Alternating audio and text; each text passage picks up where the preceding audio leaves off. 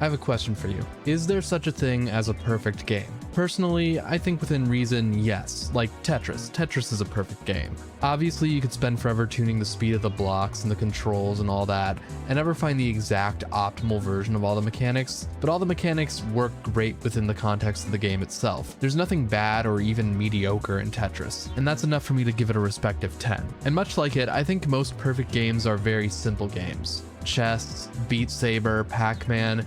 So many games nowadays want to be everything all at once, but the individual pieces suffer as a result of developer resources being spread too thin. It's good to have ambitions, obviously, but I do tend to find I appreciate the more reserved works that do one or two things really well. Quake 3 is the simplest game in the Quake series. Is Quake 3 a perfect game? No. But when I'm deep in a good match, it damn sure feels like it.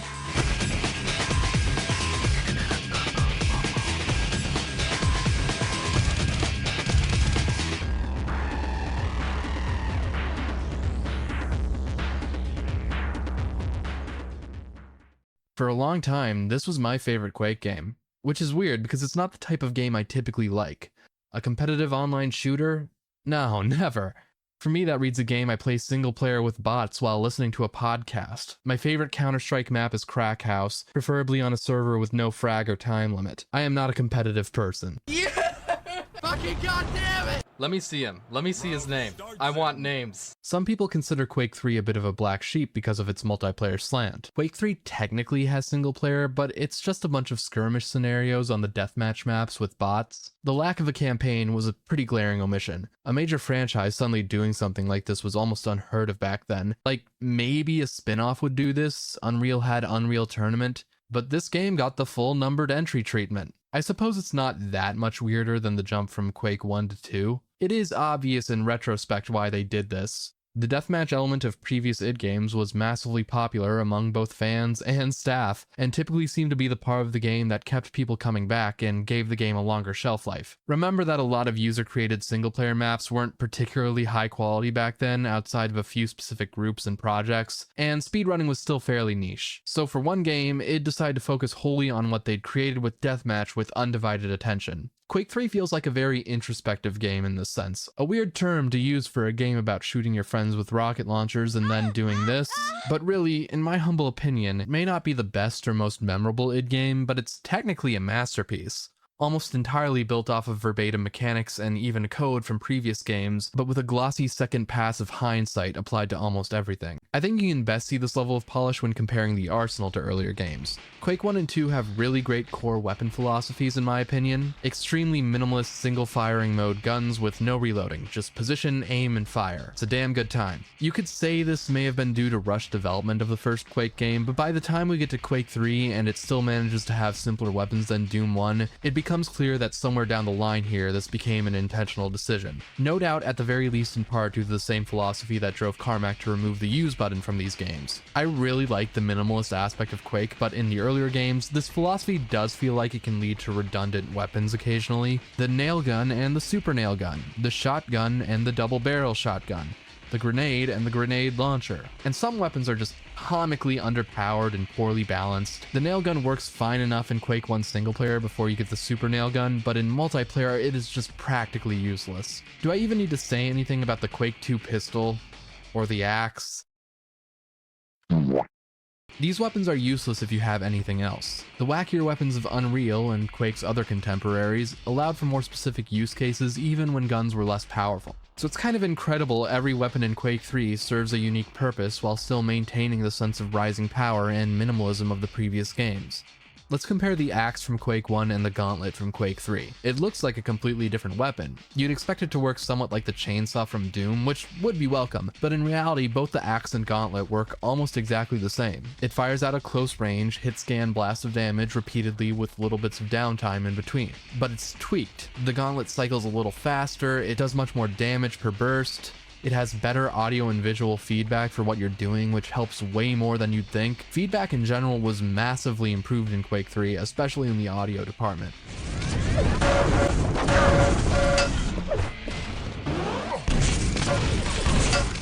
It's a lot of little tweaks that build up to an experience where a smart player with a gauntlet can defeat a careless player with a rocket launcher. And the game knows this and gives you a little incentive to try it through one of its best bits of new audio feedback.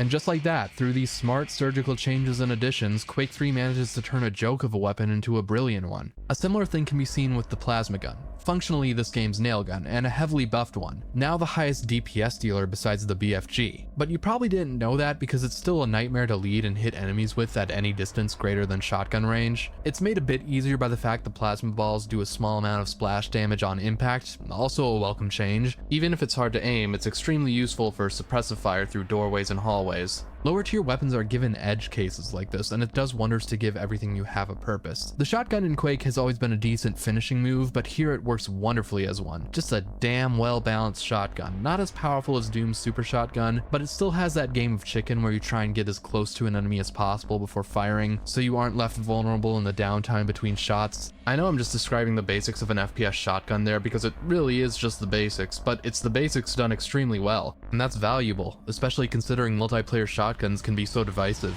Pro COD player Crimsix made a post that stirred up a massive debate a few years ago, saying they think shotguns in FPS games are low-skill, unfun weapons for cowards. I'm not sure I can disagree on the first point. The shotgun is definitely one of the main weapons I resort to for an easy source of damage during a quad run or kill streak. But when it comes to the second, I think id Software games consistently demonstrate how to implement such a weapon in a way that feels fun due to the amount of mobility and, yes, strategy involved. I think a lot of issues that people take with multiplayer shotguns are the results of games not properly addressing camping, rather than shotguns being a weapon that requires zero skill whatsoever. There are, unfortunately, a few low-tier weapons that I still think fall a bit short of perfect. The grenade launcher. It's okay. Yeah, this is one of the two weapons I'm not entirely satisfied with. This might just be because in terms of visual and audio design, it's just so much less heavy duty than Quake 1 and 2's grenade launchers. It can be fairly useful and it's fun to get an off-screen kill, but it's also extremely spammable, especially in some game modes like Clan Arena that give you a full stack of grenades right off the bat. I think Quake 1 had the right idea in having the grenade launcher share the rocket launcher's ammo pool. It's actually one of the few places I'd say that Quake 1 is more streamlined and minimalist than Quake 3. The other gun I have some issues with is unfortunately the starting weapon. This admittedly cool looking pyramid machine gun thing. It's commendable that they tried to address the notoriously wimpy starting guns from the first two games by providing a weapon with enough firepower that players can't entirely discount it if attempting to spawn kill, but I don't know. It's a constant firing hit scan weapon with no limit to its range, unlike the only other weapon like that, the lightning gun. In a game like Call of Duty, you can balance a wide swath of samey assault rifles with clip sizes, bullet types, firing modes, and a host of other minute factors. But in a game with none of those things, even two of the same type of weapon is pushing it. This is especially an issue on space maps. I just kind of feel like a dick when I lose a fair fight, but I heard the enemy's low health noise, so when I respawn I just immediately lock onto their location and clean them up with these easy hit scan shots. It makes me feel dirty and low. The machine gun is still useful, but it's deeply unfun to be pelted with in a way that's only rivaled by how unfun it is to use. And I think it's telling that nearly every single Quake 3 clone has tried to address this in some way. My favorite being the Diabolical Beta, which just gave the player the plasma and shotgun at spawn instead, though it did eventually change the starting weapon back to the machine gun. Warfork, my favorite Quake 3 clone overall, does kind of a weird hybrid between a buffed Quake 2 pistol and a gauntlet that slices up enemies automatically when you get near them, with a rocket jump style trick possible that does less self-damage, meaning it remains useful even after you get more powerful weapons. Both these games still have the machine gun available as an item pickup, but honestly this might be the one weapon I'd say should be axed altogether. But back to Quake 3, let's talk about the big ones. The rocket launcher, lightning gun, and railgun. These are the weapons that define Quake 3. The rocket launcher mechanically remains practically unchanged from the first game. It's still one of the best guns in gaming. If it ain't broke, don't fix it. I do really like the Quake 3 design for the rocket. This long, smooth metal cylinder looks properly phallic, even though the model has been shifted to the side in later games, and it's a good showcase of the roundness of Quake 3. Everything is rounder in this game. There's a lot of arched doorways and smooth, curvy walls instead of corners. The only place where the polygons become more obvious is in character models, which is perfectly understandable for the time. I still think think this game looks really good to this day, especially with an upscaled texture pack. But back to the rocket launcher, there's also that splash of red on the full model. It looks very clean, futuristic, and minimalist compared to Quake 1 and 2's rockets. In most games, RPGs are green, but for some reason in Quake, red just feels like the perfect color for this weapon. Love this design. Iconic. And then there's the lightning gun. You get 2 fucking lines. It's a bit of a controversial weapon in my experience when talking with people about this game. A direct line-of-sight beam of lightning. Less damage per tick than the Quake 1 lightning, but a higher tick rate. If it's in your crosshair, it's getting fried. The only caveat being it stops after a certain range. Personally, I believe it encourages smart movement. I hate to say it, but you have to respect the sightline. The presence of this gun in Quake 3 really internalizes this power ninja mentality I think makes the game interesting. You have to be swift, be aware, and be unseen. Try and find approaches to routing your opponent doesn't expect. And yeah, that's kind of every FPS game, but the multi-tiered arenas and freeform vertical movement in Quake take it a step beyond. It seems like a lot of people come into Quake multiplayer expecting it to play like Doom, where you can just walk through the front door into open arenas and manage a massive group of enemies. But in reality, everyone has the power to annihilate you if you aren't careful and just run headfirst into dangerous territory. If you don't like that, well, Quake 2 exists and that game doesn't have a lightning gun. Typically, lightning spawns and repeat maps are replaced with a chain gun. Still a good, punishing defensive weapon like the lightning, but due to its wind up and wind down, you just have to be a lot more considered when using it. Quake 2 ends up having much more aggressive players in my experience due to this, but I haven't played that game that much, so don't take my word for it. Speaking of Quake 2, the railgun returns in Quake 3, and while it's great in that game, it's incredible here. Basically a sniper rifle, but 2,000 times cooler and more satisfying. In most games with a sniper rifle, you don't get a crosshair to encourage players to take a bit more time to line up shots and use the scope, but the railgun has a crosshair and no scope, although you can still zoom in with any weapon in the arsenal. I think this allows for a more mobile and instantaneous style of gameplay that just feels extremely good. It's another weapon that's occasionally frustrating to be up against and derided by some players, but when you're using it, it's not as easy as it may appear. The railgun is balanced by its cooldown period, the delay between shots. Every weapon has one of these, but the railgun has one of the longer ones alongside the shotgun. During this period, not only can you not fire the gun again, but there's no swapping weapons either. No reload canceling, you have to live with the consequences of your actions. It lasts around the length of 2 rocket launcher shots, and that can be enough to destroy you. And the fact the gun draws a line pointing directly to your location gives your enemy an opportunity to close the gap and absolutely wreak havoc on you. Meaning, even without the traditional debuffs of a sniper rifle, you still have to be very smart in your positioning and movement. It seems so simple at first, but it's very easy to get in your own head when using it and screw up due to how high risk, high reward it is. It's one of those things that makes this such an intense mental game. Quake 3 is a game where you just kind of have to get out of your own way, to have confidence and let things go with the flow while simultaneously also having to strategize and adapt to new challenges. It requires a strong amount of mental fortitude to play well and play well consistently. And that sounds like every FPS game ever. Every competitive game ever. Because it is.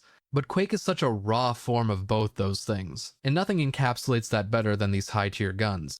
Every Quake game has a big 3, but Quake 3 has the best big 3. These guns are such distilled forms of so many other weapons in FPS games that would typically have extra quirks and details you'd have to memorize and consciously take into account. Reloading, spread patterns, secondary fires, there are no such distractions here. It's just raw, leading, tracking, sniping, flicking, verbs that define the most visceral and base elements of the FPS, perfectly balanced through good timing and damage. This game could just be these 3 weapons, and it'd still be one of the greatest FPS games ever made. Hell, that's a game mode in Quake Champions. And there's various game modes and mods dedicated to playing with just one of these weapons. Insta-jib, Thunderstruck lightning duels, rocket jump maps. These weapons are so simple yet endlessly fun to improve at. Oh yeah, there is a BFG. It's basically a souped up plasma gun that fires cooler looking rockets. It's not used very often. Available on very few maps as a bit of a hidden or highly coveted item. It's pretty fun for casual gameplay. They essentially use this weapon the same way they use the quad damage. But most servers stick to the base 8, the pro weapons, as in the ones you'd see in a tournament. 7 guns and 1 melee weapon, man. That's all this game needed. Quake 1 had 7 weapons and Quake 2 had 11. And I think that this game gets better use out of such a limited arsenal than both. Sometimes I don't want an FPS game with extremely realistic weapons with all their bells and whistles and different firing modes and sexy reload animations. Sometimes you just want to point point and shoot, and Quake 3 does that better than any other game, with one of the most efficient and cleverly designed arsenals in gaming. But obviously, there's another major element to the formula. So let's talk about movement for a bit, because it's one of the more quirky but interesting parts of the game. It's a common misconception that Quake 2 and 3 removed bunny hopping. That isn't really true. B-hop has a long history of being something that players enjoy, but developers really don't. There's almost this monkey paws curse that developers using the Quake engine face when they have this incredibly smooth playing game, but it has this one quirk that is weird and ugly to them. But in trying to fix it, they oftentimes create worse problems or hurt what feels good about the movement. While Carmack has said that Quake 3 was his favorite game to work on, there was an incident. He really hated B-hop. In his words, Arnold Schwarzenegger and Sigourney Weaver don't get down a hallway by hopping like a bunny rabbit. There was an attempt to add a buffer between jumps to slow players down during the beta, but the fan pushback was so bad that the buffer was removed. It's a bit of a messed up story, but it does really go to show how everything was being considered with Quake 3, even things that in the past were oversights. So yes, Quake 2 and even Quake 3 have a bunny hopping meta, but it works a little differently than Quake 1. In Quake 2 and 3, you can still gain speed in a very similar way to Quake 1 in World and continuously jump to preserve that momentum, which is actually a bit easier now because you don't lose speed between jumps like you did in Quake 1. The big difference is the method to accelerate doesn't work the same. Air control has been significantly reduced. In Quake 1, air control was a bit stiff and weird unless you found the exact right way to finagle it by air strafing, but when you did, you could do crazy turns mid-air. In Quake 2 and 3, air control works basically the same as ground control. You just can't shift directions as quickly. If you recall from a Quake Speed Explained video, turning in Quake equals speed. It's actually a lot easier to learn how to gain speed in Quake 2 and 3, since you can always just start turning mid-air. No finagling required. Really, try it. Just jump while holding forward and turn your mouse. You'll gain a bit of speed. There is an optimal way to do this, and it's by holding forward and a strafe key while slowly turning your mouse in the direction you're holding. This results in you gaining a ton of speed, but in much more straight, wide curves compared to Quake 1, where you could do tight semicircle motions. It wasn't as fast as turning on the ground, but a skilled player could still make hitting them midair a bit of a challenge. Here in Quake 2 and 3, when bunny hopping, there's a much greater trade-off. Not only are you making a lot of noise so everyone knows where you are, like in previous games, but you're also moving in a much easier to track, mostly straight line. During fights, unless you're escaping or repositioning, you do kind of have to plant your feet a lot of the time. So with Quake 3, there's still skill-based movement involved, and you can gain massive advantages in being able to position yourself quickly or get to a major item in less time than your opponent, but fights are more one-on-game feel without having to know specific meta tricks. But Quake 3 also removes ramp jumping, so unfortunately Quake 3 is unsalvageable garbage. 1 out of 10, 0 out of 10, terrible game, worst of the series. But hey, you can always play CPMA, a popular competitive focused mod for Quake 3 which adds it back, as well as Quake World style air strafing alongside the new freer air control and the better weapon roster from Quake 3 to give you the best of both worlds. And this was even pulled into Quake Live officially under the gameplay modifier of PQL movement and the vampiric game modes.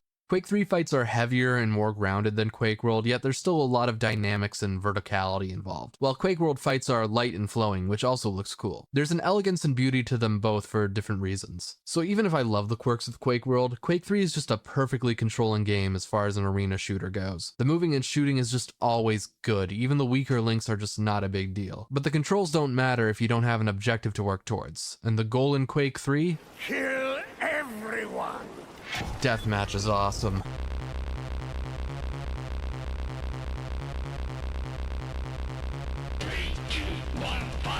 You start off with nothing but your wits and your starting gun. Get bigger guns, power-ups, and kill everything that moves. It's a simple and appealing concept, a virtual mosh pit, a constant unending stream of action that is exhilarating to attempt to conquer. When you die, you just respawn and keep going, with the never-ending goal to be the baddest dude in the room. You have lost the lead. You are tied for the lead.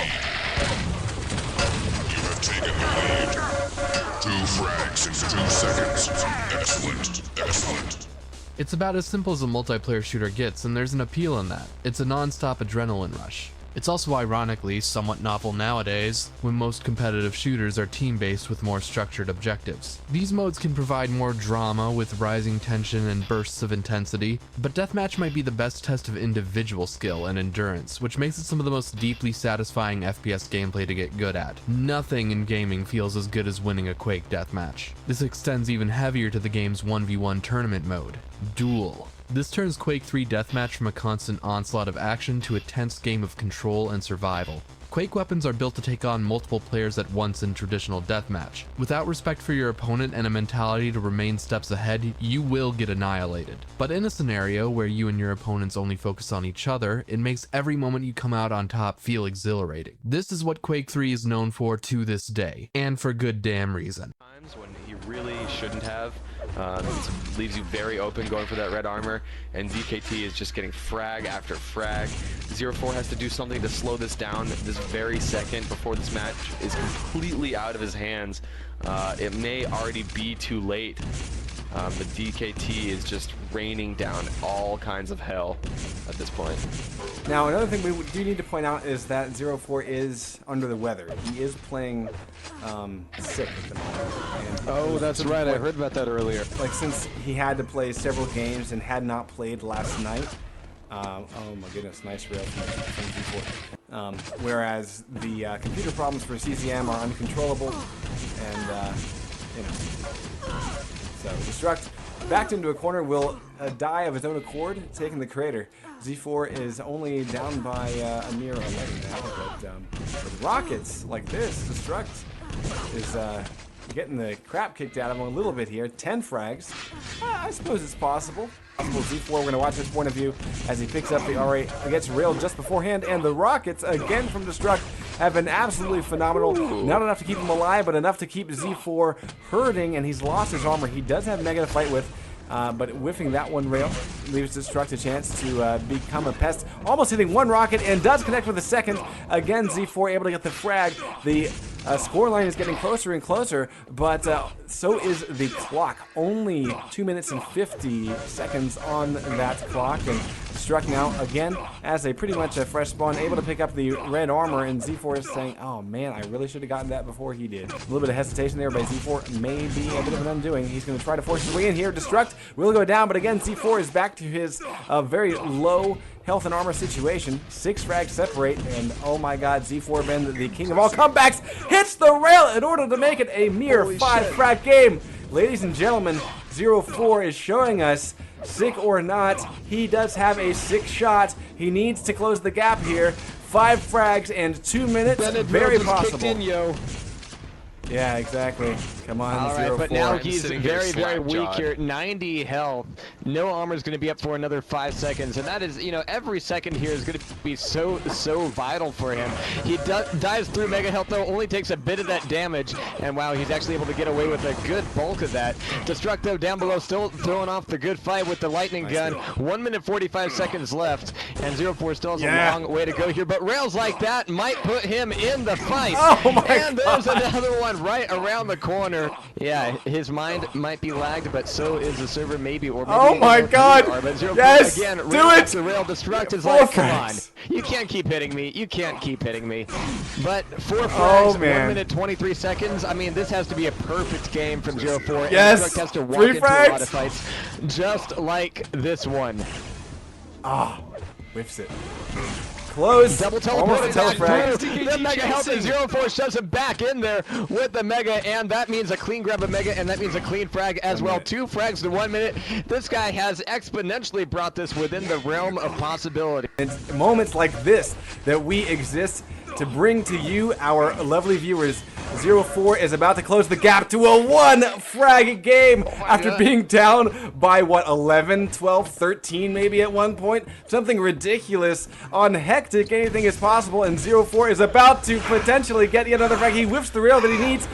He's going to follow up. Try to catch your breath there, and there it is. There's the tying frag with 30 seconds left to go. He still has a bit of a stack, and after this red, it's going to take a lot of rocket damage from Destruct. Wow, beautiful things there. This is 0-4 firing one off in order to take the lead with a mere 10 seconds remaining. Destruct will unfortunately Destruct rage here? be breaking his keyboard against his face right now. I'm gonna, okay, plus forward and rocket. I mean, that's how all he's been doing for like the past minute. That's how you do it, says 0-4. That's how you do it. Oh! Holy shitballs. That's how you blow a 14-point lead. Wow, 0-4, some of the best trash talk I've ever heard. So why does Quake struggle to break out of the triple digits in terms of player counts nowadays? Many videos and articles have been made positing on why exactly arena shooters are dead or dying or whatever. I hate those words. But here's my theory, at least for the Quake side of things. Most of the issues I've taken with Quake 3 are subjective. The aesthetics of the grenade launcher might be perfectly fine to someone else.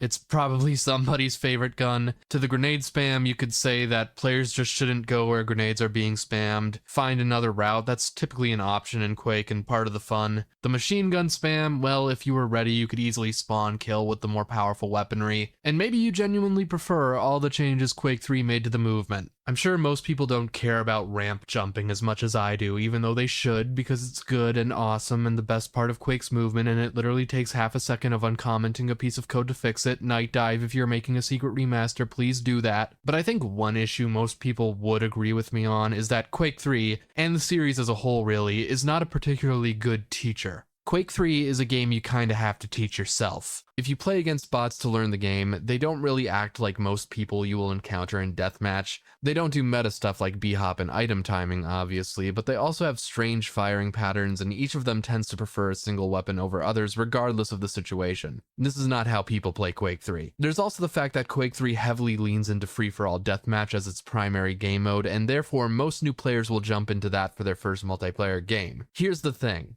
Deathmatch is super cool and great. I hope I've made that clear. I think it kinda sucks for new players. You are being asked to be a one-man army, a constant unending offensive force from the moment you start playing the game. This is majorly an appeal of old id Software games. What Doom is for single-player FPS power fantasies, Quake is for multiplayer. But I think due to that, a lot of people go into Quake Deathmatch expecting mindless violence, when in reality there's a lot of underlying strategy involved. Yes, Quake provides you with a lot of powerful tools, but utilizing them properly is easier said than done against a community that has learned how to use them effectively over decades of play. Playing Quake Deathmatch or Duel nowadays essentially requires looking up YouTube tutorials from expert players just to learn how to hold your own in casual lobbies. You need to catch up on a lot of meta, not just the fun stuff like bunny hopping, but also stuff like item timing for map control. You memorize where all the powerful items are, memorize how long they take to respawn, and you kinda loop around to them whenever they're about to respawn to control parts of the map and keep yourself in power. While that sounds intimidating, it really isn't that hard, and it does a good job at funneling action to certain points during a match. It gives matches a kind of pulse. Quake 3 is kinda like surfing, you gotta be there and catch the wave. A lot of classic shooter games aren't constantly at a high and do have rising tension and quiet moments,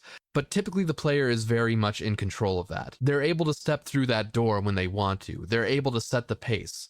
In Quake 3, that drama is sent to a consistent sine wave and you just need to learn how to ride it, otherwise you're never going to get over the hump and the game will just be at a low. Many people fall off the game before they get to that peak, not willing to put in the effort to catch the wave when a lot of the appeal of classic FPS games is how instant and pick up and play they can be. In Doom on Ultraviolence, you can get a shotgun within the first few seconds of playing, and from there you feel like a badass. In Quake 3, you're going to be struggling to keep your shotgun, or anything for that matter, as you're constantly knocked back down to square one. In Doom, if you want to push yourself, you can download some harder maps, but you can also stick to the simple stuff, which is just as gratifying. Playing against easy bots in Quake 3 isn't gratifying.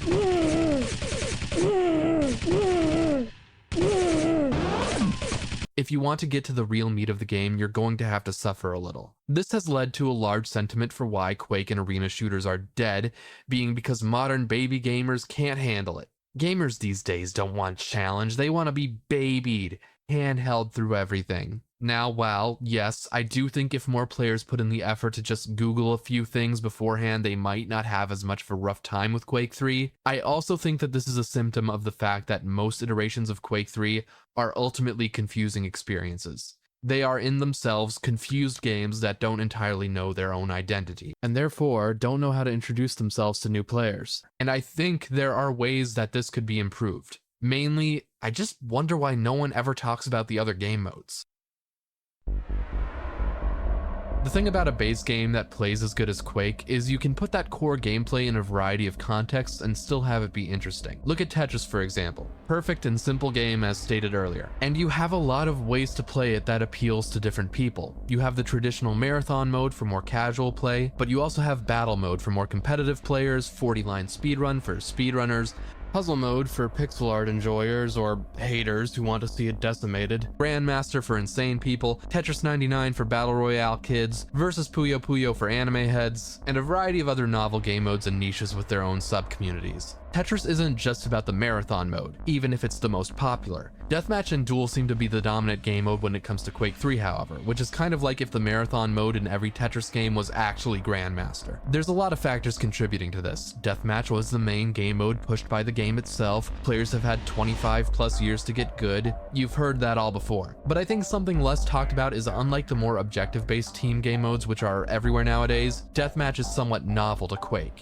Yeah, Doom did it first, or Maze, and of course 1,000 games did it afterwards, but Quake does it best, which is why so many people interested in that kind of one-man army gameplay at the most competitive level stuck with it for so many years, while other game modes are much more casually enjoyed, and why it continues to be the most dominant part of that game's multiplayer and therefore the conversation around it. My point here isn't to say that Deathmatch is bad or Duel is bad, maybe bad for newbies, but they are undoubtedly some of the greatest experiences you can have playing Quake when you are operating at a higher skill level.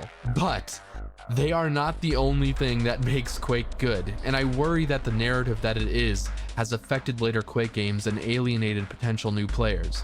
Most modern Quake releases only have Deathmatch at launch, maybe Capture the Flag, or in the case of Champions, some weird new mode that just wasn't that good, sorry. And with modding support in the Quake remasters being drastically more limited than it was in the 90s, and with Quake Champions just straight up having no modding support, it's pretty much what most players coming into Quake for the first time are funneled into. And this is really frustrating, and this is where I'm getting to with all this, because I think there are other game modes that are not only really good, but a lot more beginner friendly than Deathmatch.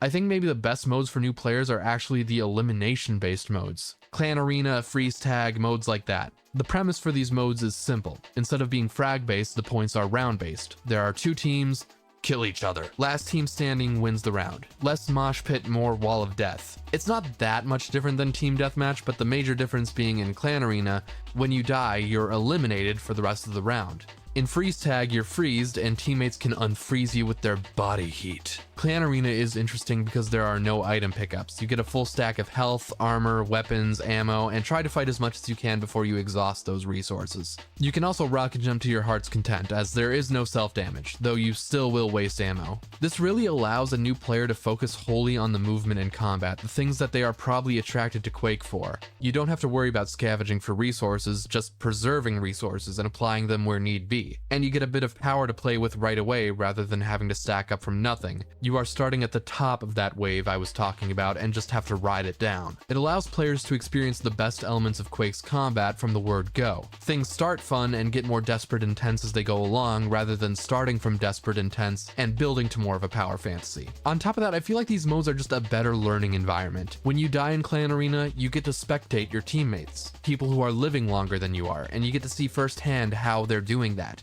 how they get frags. You have a bit of downtime to reassess your strategy, think about what you can do better while watching people play better, rather than being immediately thrown back into the mosh pit before you've had a chance to recuperate. There's more breathing room, which a new player may need a lot more than an experienced one. On top of that, these modes just ask a lot less of the newbie player than Deathmatch. In Clan Arena, all you really need to do to pull your weight is to frag at least one player, ideally two or more. If you eliminate one player before being eliminated, your round was neutral. Two players and you've contributed positively. It's still not easy with how brutal Quake's combat and your opponents can be, and obviously someone has to die first. Some people have to die without getting frags, and that may be you sometimes. But it definitely won't be you every time or even most of the time. And it's a lot easier than trying to pull 50 kills out of a dozen other players constantly surrounding you in a never-ending bloodbath when you're just starting out. The only issue for new players may be having 7 weapons at spawn. That can be overwhelming, but you really only need to focus on the big 3. The rest are edge cases. Remember that Quake has no use key, so you can easily bind them around the WASD keys for easy access. Freeze Tag is a bit more similar to Team Deathmatch. There are item pickups, though many servers still give the player a full stack of weapons at spawn.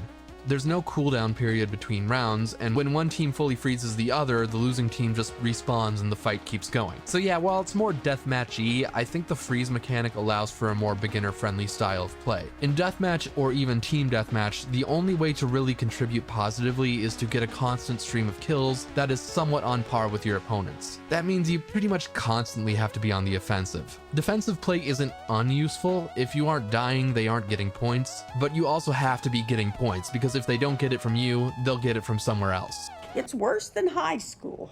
Defense is much more useful in freeze tag. If you aren't feeling up to being confrontational, just focus on sneaking around and unfreezing teammates who will, or guarding enemy bodies. It makes a much larger difference in freeze tag that you can actively revoke progress towards getting a point than simply delaying them getting points. The fact an entire team needs to be fragged to get a point is also a major part of what makes maintaining yourself just so much more meaningful. As long as everyone doesn't die, they don't get jack shit. So it's much harder to farm noobs for an easy win. I propose that all of these factors lead to a much more comfortable learning environment for new players.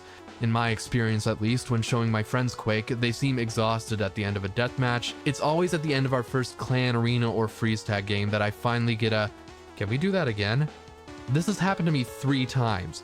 The 3 times I've introduced friends to Quake. It's not an amazing sample size, but I think it's worth something. Deathmatch is fun as a test of your skill, not a way to learn skills. When you know to an extent what you're doing and have a fighting chance, it becomes a lot more tense and thrilling when you're topping that scoreboard, or at least have somewhat of a perception of how you possibly could. You could also play duel, which is a lot more focused enough that it's a lot easier to parse and you can learn a lot of things. I've seen some people learn a lot by just throwing themselves into duels and getting their asses kicked for a while, but I think most people would be kind of embarrassed doing that. It's almost intimate. Yeah, it's embarrassing to be on a team too if you screw up. A major reason why I didn't play these modes for a long time and stuck to deathmatch despite how much I sucked was because I had a lot of anxiety over playing on a team.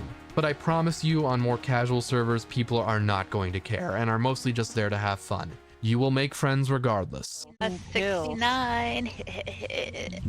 69. We got the Haha. number. We got. Well, we We're got also 69 96. kills in death. Shut up, Matt. Shut up, Andrew. 96 is when you put your butts on each other's necks. Ew.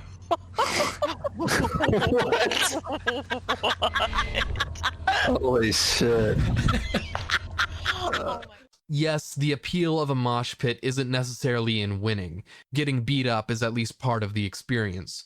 Quake Deathmatch is fun for a while as a noob just due to how chaotic and hilariously intense the action is. Every time you do get a kill, even as a noob, it's fantastic. But I really think, without the chance of winning, when you're unable to even get your bearings really, it kinda does become a stream of violent noise with no drama. And the novelty wears off fast. This is kind of what my experience was during that time when I just played Deathmatch and I sucked. The exciting part of Quake Deathmatch is getting a really good run, stacking up items and controlling the map, and getting frag after frag and large streaks, and that's just not possible for most players when they're thrown in the deep end right off the bat. It's obviously important to the series history, and it is something Quake does uniquely well, and it should be preserved, and it should not be thrown out, but you know, maybe when a first-time player downloads the game, maybe recommend some more beginner-friendly game modes, and Deathmatch should be highlighted after you've played a few matches. I genuinely believe if we give new players the right environment to learn, more people will play the game in general, and therefore more people will play Deathmatch and Duel. They are modes with a unique appeal that are good enough to draw in players. You may call it handholding, I call it guidance, and I think it will be good for the entire community. Speaking of good environments, another thing that's a bit of a barrier to entry when it comes to Quake 3 nowadays is just getting the game up and running and getting yourself into a good match is easier said than done. In Quake 3 Vanilla, the servers are filled with bots. Not like the TF2 kind of bots, but like the actual single-player bots that ship with the game to do skirmishes against. The server browser's player count doesn't differentiate between those bot players and real players, and there's no player listing, so it's not easy to tell if you're joining a server with real people or not. Quake Live is a kind of accidental remaster of Quake 3, 3. It started life as an experimental free-to-play browser-based version of the game, but this was before Valve kind of set the standard for monetizing a free-to-play shooter, and they couldn't really figure out how to make money off of it. Hilariously, they tried using in-game billboards to run advertisements, but the game was so fast that for the most part the billboards would only be on screen for half a second on average, and the payouts were way lower than expected. They also locked a lot of the game behind a paywall, and once again, Deathmatch was the only thing most new players could play for the longest time. Eventually it moved from the browser to Steam, and now you have to buy it. I often see people pick up Quake 3 Vanilla over it, which is a little sad because to this day, it's maybe the best official offering for online Quake. Quake Live adds a lot of quality of life improvements to the user experience. More options are available in the options menu, where in the previous game, you had to do a lot of tinkering in the console like a Linux user. There's a ton of new game modes and maps, just like an insane amount, most of them pulled from the community itself. You can see the player listings of servers before you join them. The UI is just so much better. The only issue is it's buggy as shit and getting more and more broken by Windows updates and outdated hardware compatibility and standards. Quake Live wasn't made open source like Quake 3 Vanilla, meaning the game is stuck in that last state it was updated to, with the fans having to find workarounds and patchwork solutions. It's still a better option if you want to play Quake 3 online nowadays, and in my experience, some people have issues, some people have none, but it can be a bit of a hassle. What game modes are more active can depend on the version of the game. Quake 3 Vanilla, there's more of a community around Capture the Flag, while in Quake Live, there's more Clan Arena and Freeze Tag. And then there's Quake Champions, kind of a live service remake of Quake 3. Much like every other version of Quake 3, I think it's a good game at its core, surrounded by a lot of stuff that makes it difficult to love. There was a lot of worry over the champion system upsetting the fairness of Quake, but I actually think it was executed pretty great. The champions are well balanced and the abilities are deeply fun and rewarding to get good at, in a way that mixes well with the classic gameplay. And hey, Quake is the birthplace of Team Fortress, which ended up spawning the entire hero shooter genre, so it's fair to say there's still a lot of Quake's legacy in these mechanics as well. But I do think the champions somewhat highlight the overarching problem with this game. You see, the champions do a lot to try and appeal to a lot of different Quake players who play a lot of different modes and mods. Some champions have vanilla Quake 3 movement, while others have CPMA movement. Athena's grapple hook may be a nod to classic Quake Capture the Flag, though it doesn't really work the same, but some even have Quake 4 style crouch sliding, and that's a deep cut. Some of this is done well, some of it feels somewhat half-hearted, but regardless of how quality it is, it just gives me the distinct feeling that this game is trying to shove everything Quake through the same narrow, highly standardized, esports-friendly live service tube. And I just think that's kind of antithetical to what were in the past very community-driven games. Even The Longest Yard feels like it's been brought up to a kind of Quake OSHA standard, with everything being big enough to more properly fit a 4v4 fight and actual cover to hide behind. It has substantially less content, no modability, no public custom lobbies, just matchmaking and custom games between people on your friends list. As I said before, like most of the modern Quake releases, it's heavily focused on deathmatch and duel, which can make it difficult for newbie players. It has modes like CTF and Clan Arena, but the community mainly plays deathmatch, so you basically need to have deathmatch in your matchmaking selection to get into a game. If you highlight other modes as well, you'll get into a different mode every once in a few matches maybe, but it's a roll of the dice. The CTF mode in true Quake tradition is absolutely fantastic, especially with the champion's abilities. Kinda reminds me of how 3-Wave had a bunch of runes that gave player interesting abilities, but Clan Arena is a little disappointing. The round starts when you spawn in rather than giving you that grace period at the beginning I talked about to find your own starting position, and the spectator view only allows you to see from third person, meaning learning from other players is a lot more difficult. My favorite game mode, Freeze Tag, isn't available here. I think a better example of something lost with Quake Champions is something like Defrag. When Quake 3 didn't ship with a campaign, a large portion of the community, speedrunners, were left in the dust. But because Quake 3 is moddable, that side of the community said, fuck it, we'll do it ourselves. And what resulted is like the best elements of Counter-Strike B-Hop and Surf combined into one game mode. Defrag is criminally underrated. It might just be the best speedrunning experience of the series. Plus, it's great to practice doing capture the flag runs too if you're not interested in Quake single player. And it's not like the live service stuff is on the whole bad. One thing I really like about Champions is the skill-based matchmaking. I've had some of the most tense games of Quake in my life with Champions. If you put even a little effort into getting good at team deathmatch, the game will typically put you on a good team that accounts for your skill level, and you can still have a good time. It is not a game that is lacking effort or passion in the slightest. It has gained a cult following for a very good reason. It is just a much more limited experience than versions of the game made nearly 20 years before it. I'd say it's probably the best version to at least try out and then maybe buy live if you end up really liking it. If nothing else, the art made for this game is incredible. One of the most stylistically inspired games of the franchise, a beautiful mix between Quake 1 and 3. I really worry about this game actually dying in a way that the other Quake games can't if and when the servers go down. I really want to see Quake Champions succeed or find some way to be preserved if that's possible, but maybe it is time to try a proper Quake 3 remaster. Not a failed experimental censored version turned remaster, and not a limited remake that's hard to work on. Maybe there could even be a campaign finally. Here's my idea for that. Feel free to hire me, Machine Games. I can animate. I've made some Quake levels. Don't look at the ratings. I think the actual current audience for Quake is a lot larger than people think it is. If you go on Discord and check out the amount of communities there are for certain mods of certain games in the series, where people actually do get together and play, there's like a lot of them. Like one for every classic Quake game and mod and game mode you could think of. But they're wholly disconnected from any real visible statistics for the games because they're typically using custom source ports and servers. Sync error, and I'm getting this secondhand here, I can't actually find the stream where this was apparently said, but from what I have heard, he has said that the reason why modes like Freeze Tag aren't coming to Quake Champions is because they don't want to further fragment the community. And I really appreciate Sync error and his clear passion for this game. Us guys named Adam, who really like Quake, are few and far between, and we gotta look out for each other. But I do have to disagree on this one. The community is already fragmented. Trying to facilitate more of the community's interests to allow them to come over to the new game and strengthen the modern state of the franchise is not a waste. And the live service model, for all its faults, could incentivize people who may be stuck in their niches to try new things. You could have weekly events or small tournaments focusing on certain game modes where you get a reward for playing an XP and encourage people to step out of their bubble. If there's an audience for other classic games like Tetris and Counter-Strike, there is an audience for Quake. You call it a false equivalence fallacy, I call it hope. Something I've been thinking about a lot lately is what is the consistent through line of the Quake series?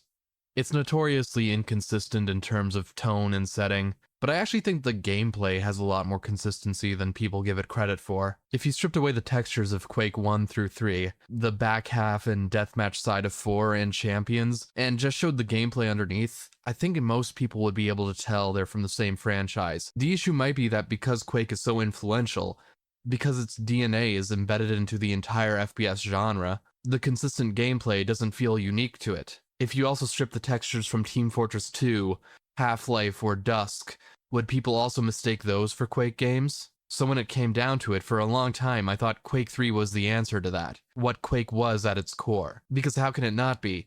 It's literally just the core. All the best parts of the gameplay shaved down to its bare essentials and then sanded to smooth, silky perfection. Most FPS games are Quake plus something. So, the best Quake game should be the FPS genre, and therefore Quake itself in its most distilled form. And Quake 3 gets pretty close to being that, especially in Instagib. But something else Quake 3 does extremely well that I think not enough people talk about is its versatility. Quake 3, alongside being the most minimalist Quake game, also has the most expansive modding capabilities of the series, with a full C bytecode reading virtual machine that can control every element of the engine. The game itself is written in extremely readable code, specifically so beginner programmers can easily understand and modify it. I know it's not realistic for AAA games to do this nowadays, but I do think it's worth noting that the Quake series really started to suck when the game stopped being open source. Quake Live is pretty good, but that's because it builds off an already existing game, majorly by taking in community contributions and applying a professional game studio's polish to them. It's a result of a conversation between developer and player and all the little gray modders in between. I think these recent games fundamentally miss a core underpinning of the philosophy behind the earlier titles. They weren't just meant to be pretty tech demos for people to gawk at. They also gave people access to that tech to make their own things with. There aren't a lot of games out there these days that allow such access to cutting-edge technology anymore, giving would-be game devs the ability to cut their teeth on tech that the industry is using. Maybe the closest thing to that nowadays is Roblox, and ugh. Between being underpaid, incentivized to fill your game with predatory monetization, and the looming threat of some kind of horrible abuse at every turn, I suppose the average Roblox dev's experience is actually probably a pretty accurate introduction to the gaming industry these days. But in comparison, the first 3 Quake games seem like an idealistic view of what the gaming industry could be, what it should be. A genuinely good open system that inspires people to build off of it and create the future, with fun basically built in. The minimalism and expandability complement each other. Quake was always meant to be a game series about exploring new dimensions. Quite literally, the first game is about exploring the 3rd dimension. The plot behind the game isn't just the glue that holds the disparate fantasy influences together, it's also a poignant mission statement for the game itself. They were creating a portal to worlds they could construct. Worlds you can construct. Even if most of the Quake games do stick to one theme and dimension, unlike what was initially pitched, in a roundabout way, Quake did succeed in doing what it wanted to do. It did bring us to different worlds. It brought us to the shady underground labs of Black Mesa, the dusty, war-torn Middle Eastern streets of Counter-Strike. It let us simulate the brutal chaos of World War II, or survive a zombie outbreak with friends. It let us be virtual athletes competing in the deadliest sport in the multiverse. And eventually it let us do weird furry RP shit in Gary's mod. Shut this gut clean! If Carmack was still with us and not killed brutally by those bee hoppers, I'm sure he'd be so proud. And while I think Quake 3 is the most perfect Quake game, and maybe the most perfect FPS game, I think this is why Quake 1 has slowly become my personal favorite, even if I do think Quake 3 is better designed. Quake 1 is just bursting with spirit, which is a romantic way to say a lot of half-cooked ideas. Entities from wholly different sci-fi, horror, and fantasy canons that the team wanted to see realized in 3D. And just a lot of things that make you recognize the potential of games, even if it doesn't always fulfill that potential. Maybe it will inspire someone to do something with it instead. There's a spirit of creativity there that the series really went on to represent in my eyes. Quake is not the series that id Software dreamed of back in the Commander Keen days, but it is made of the dreams of id Software. Dreams that were realized maybe not through the game itself, but the people who saw those dreams and shared in their enthusiasm to create worlds. And ultimately, the reason why I'm saying all this mushy crap is because I didn't think to say it in the Quake 1 video where it would have been a lot more appropriate, but it's also to say that we can dream a little bigger than Quake Champions. We can dream up freeze tag at the very least. Children dream up freeze tag and put it into practice all the time. Why can't the series that was built around making dreams real do it anymore? Quake 3 is not a perfect game. Warfork is, because it's Quake 3 with ramp jumping and wall jumping and a better starting weapon and better grenade launcher. And it has a huge clan arena scene and a Counter-Strike style bomb defusal game mode. The deathmatch and duel is also just really fucking good, like better than CPMA. The insta-jib is like the best insta-jib that's ever been. Just incredible fucking maps across the board. The netcode is godlike. I can play on 100 ping like it's nothing. The UI and quality of life is better than Quake Live. It's free to play. It has no microtransactions. It's just like entirely open source and community driven. Great, kind community too. I've only seen like 2 slurs in like my 100 hours of play. It's so much fucking better than Quake Champions, guys. This is to Quake 3 what Tetris DS is to Tetris on the Game Boy. Both are good, but like, God, the fucking glow up, and it's so much fucking tighter. Please go play it. Maybe not as your first arena shooter, because it's like twice as fucking fast as Quake 3 too. That's why I didn't mention it in the section for newbies, but you know, whatever. Play it anyways. It's free to play, so you might as well try it. My favorite arena shooter. Fuck yeah, Warfork. Anyways, that game happened because people were allowed to take what Quake 3 did, and what Quake 2 did, and build off of it. And while Warfork is great, Quake 3 and its official derivatives are a lot more beginner friendly, and I would still like to see a take on it one day that makes it the best it can possibly be, for all players. They don't have very far to go. This game is fantastic. I really want to see this game find its audience beyond nostalgia or hardcore esports, because there is something so fundamentally fucking good about getting a rocket frag in the same way there is something so fundamentally fucking good about getting a Tetris. I think the game is close enough to perfect.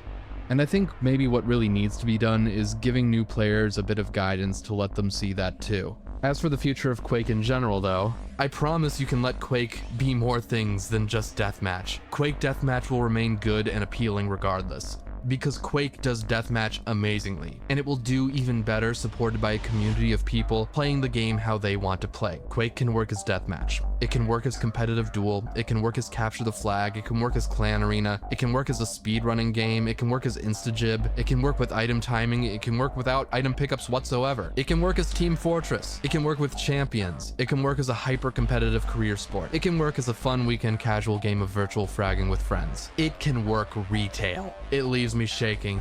It leaves me quaking. It's better than Unreal Tournament.